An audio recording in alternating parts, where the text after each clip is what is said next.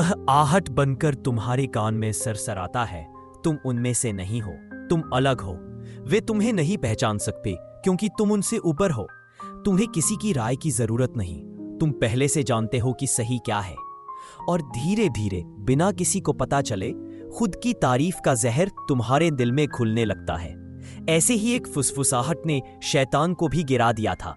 जब उसने आदम अलैहिस्सलाम को सजदा करने से इनकार कर दिया तो कहा, मैं आग से बना हूं, वह मिट्टी से।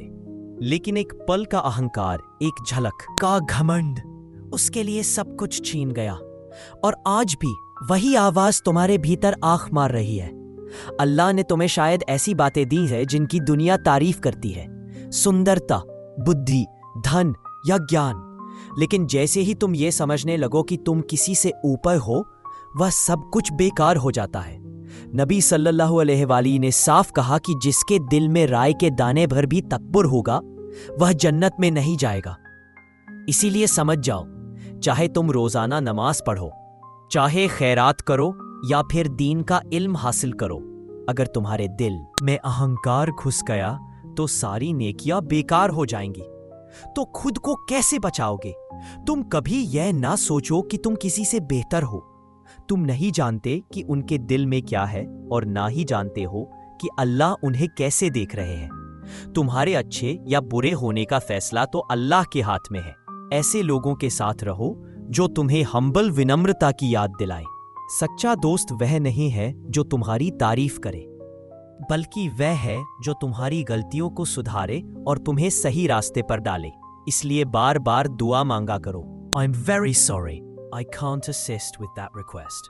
तो सुपर थैंक्स बटन पर क्लिक करके अपना ताउन समर्थन दे सकते हो।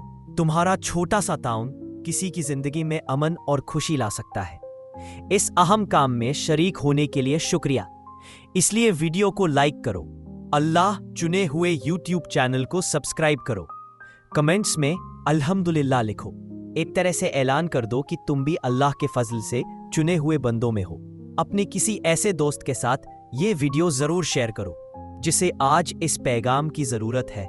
मेरे प्यारे भाइयों और बहनों, ये कोई इत्तेफाक नहीं है कि लोग तुम्हें अलग देखते हैं। वह तुम्हें कम आंकते हैं, तुम्हारी बातों को गलत समझते हैं, लेकिन ये सब अल्लाह की मर्जी है। कुछ लोग दुनिया में घुल मिल जाने के लिए बने हैं और कुछ अलग चमकने के लिए। लेकिन अलग होने का मतलब ये नहीं कि तुम सबसे बेहतर हो। ये तो एक आजमाइश है जिसमें सब्र, विनम्रता और सच्चाई की जरूरत है।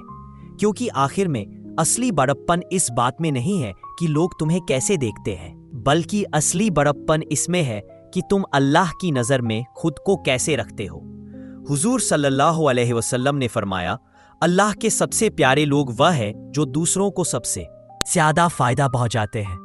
अगर अल्लाह ने तुम्हें कुछ खास दिया है, सच की तलाश करने वाला दिल, गहराई से सोचने वाला दिमाग या दुनिया से संतुष्ट ना होने वाली रूह, तो तुम्हें यह समझ लेना चाहिए कि तुम्हें एक जिम्मेदारी भी दी गई है। अब सवाल यह है, तुम इस जिम्मेदारी को कैसे निभाओगे? क्या तुम अपने दिल में तकब्बुर की जगह दोगे या विनम्र बने रहोगे? क्या तुम लोगों की तारीफ उनसे ऊपर उठोगे? क्योंकि आखिर में यह मायने नहीं रखता कि कितने लोग तुम्हें पहचानते हैं। मायने इस बात से है कि क्या अल्लाह तुम्हें नेक लोगों में गिनते हैं। आज एक सादे और ताकतवर दिल से दुआ करो, या अल्लाह मेरे दिल को पाक कर दे, मेरी रूह को हिदायत दे और मुझे उन लोगों में शामिल कर दे जो सिर्फ तेरी रजा चाहते हैं। अगर ये पैगाम तुम्हारे दिल को छू गया है तो नीचे कमेंट करके लिखो, या अल्लाह मुझे सच्चा रख और तकब्बुर से बचा। तुम्हारे शब्द किसी और को सोचने और बढ़ने की राह दिखा सकते हैं। और हाँ, लाइक और सब्सक्राइब करने में कुछ खर्च नहीं आता, लेकिन यह उन यादों को फैलाने में मदद करता है जो हमें अल्लाह के करीब लाती है। यह सवाल मेरे दिल में बार बार गूंजता है और मैं इसे उनकी आंखों में भी झलकता हुआ देखता हूँ जो मुझे देखते हैं, जो मेरी बात सुनते हैं। यह सवाल कई दिमागों में उठता है, मैं अपने लक्ष्य पर ध्यान कैसे केंद्रित करूं? मेरा मन क्यों इतनी जल्दी भटक जाता है? क्या किसी व्यक्ति के लिए अपने विचारों को एक साथ रखना वाकई संभव है? हाँ, यह न केवल संभव है बल्कि यह आपकी सच्ची शक्ति का द्वार है। लेकिन इसे हासिल करने के लिए आपको अपनी आंतरिक दुनिया को समझना होगा। आपको अपनी आत्मा की छोटी सी आवाज सुननी होगी, वह फुसफुसाहट जो शोर में भी सुनाई देती है, जो आपको आपके सच्चे आह्वान की ओर ले जाती है। एक सच्चाई है, हर सफलता से पहले अल्लाह अपने बंदों की परीक्षा लेता है, और उस परीक्षण में सबसे पहला पड़ाव है मानसिक स्थिरता।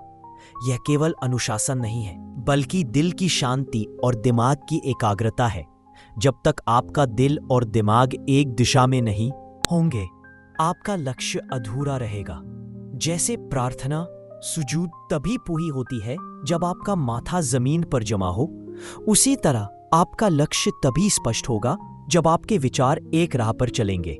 आपके मन में कई सपने हो सकते हैं, मैं डॉक्टर बनूंगा, मैं वीडियो बनाऊंगा, लेकिन जब तक आपके इरादे में धैर्य नहीं होगा, जब तक आपकी सोच में स्थिरता नहीं होगी, ये सपने केवल रेत पर लिखे शब्द बनकर रह जाएंगे, जिन्हें लहरें बहा ले जाएंगी। आपकी सच्ची लड़ाई दूसरों से नहीं, बल्कि आपके उस हिस्से से है जो कहता है मैं कल शुरू करूंगा। ये कल आपके भविष्य का सबसे बड़ा दुश्मन है। ये आपको आज से दूर रखता है। शैतान जानता है कि जैसे ही आप आज को अहमियत देंगे, आपका भाग्य बदलना शुरू हो जाएगा। आपका मन कोई साधारण चीज नहीं है, ये अल्लाह की ओर से एक अमानत है, एक ऐसो दात है जिसे संवारना आप पर निर्भर है। जो इस अमानत का सम्मान करता है, वही अपनी पूरी क्षमता तक पहुंच पाता है। अगर आप चाहते हैं कि आपका मन आपका सबसे बड़ा साथी बने, तो पहले इसे अल्लाह की याद से शुद्ध करें, क्योंकि जो दिल अल्लाह से जुड़ जाता है वह कभी भटकता नहीं। वह दुनिया के शोर में भी शांति पाता है। एकांत उसे डराता नहीं, बल्कि उससे आराम मिलता है। आप सोचते हैं कि आपका ध्यान क्यों नहीं जमता, क्यों आप हमेशा एक ही जगह पर अटके रहते हैं? इसका जवाब सरल है, जब तक आपका इरादा सच्चा नहीं होगा, तब तक आपका ध्यान भी अधूरा रहेगा। जब तक आपका काम अल्लाह की रजा के बिना होगा, वह आपको थका देगा। लेकिन जब आप अल्लाह के लिए काम करना शुरू करते हैं, तो वही काम आपको ताकत देता है। और याद रखें, जिस दर्द ने आपको तोड़ा है, वही आपको मजबूत बनाएगा। अगर आप धैर्य नहीं खोएंगे, क्योंकि हर बिखराव के बाद बहाली आती है और हर अंधेरे के बाद रोशनी आती है। अब आप सोच सकते हैं, मैं कैसे पता लगाऊं कि मैं सही रास्ते पर हूं? इसका जवाब है, जब आपके दिल में शांति आए, जब शिकायतें कम हों, जब आपके भीतर कृतज्ञता बढ़े, जब आपको सजदे में बिताई गई रात में खुशी मिले, तो जान लें कि आप रास्ते पर हैं और अल्लाह आपके कदम पकड़ रहा है। लेकिन यह राह आसान नहीं है। हर दिन आपके धैर्य की परीक्षा होगी। हर घड़ी आपको साबित करना होगा कि आप अपने उद्देश्य के लिए जी रहे हैं, दुनिया की वाहवाही के लिए नहीं। अब निर्णय आपके हाथ में है। क्या आप कल के भ्रम में जिएंगे, या आप आज के उपहार को पहचानेंगे और अपने मन को अपने प्रभु के मार्ग पर समर्पित कर देंगे? यदि आप आज का लाभ उठाते हैं, यदि आप इस क्षण को अल्लाह की याद से भर देते हैं, तो यही दिन आपको उस लक्ष्य की ओर ले जाएगा जो आपको रात में जगाए रखता है। वह लालसा जो आपके दिल में बेचैनी पैदा करती है, क्योंकि जो दिन दिन अल्लाह की अमानत समझकर जीता है, वह कल की चिंता से आजाद हो जाता है। उसके रास्ते आसान होने लगते हैं, क्योंकि अल्लाह उसके इरादों की पवित्रता देखता है। और जब अल्लाह आपको देखेगा, तो आपको न तो दुनिया के कैमरों की जरूरत होगी, न ही किसी और की मान्यता की। आप उन जगहों पर रोशनी बन जाएंगे जहां कभी सिर्फ अंधेरा था। जीवन एक यात्रा है, और यह आपको दो आवाजों के बीच खड़ा कर देगी। एक कहेगी, मैं थक गया हूं, मैं आगे नहीं बढ़ सकता।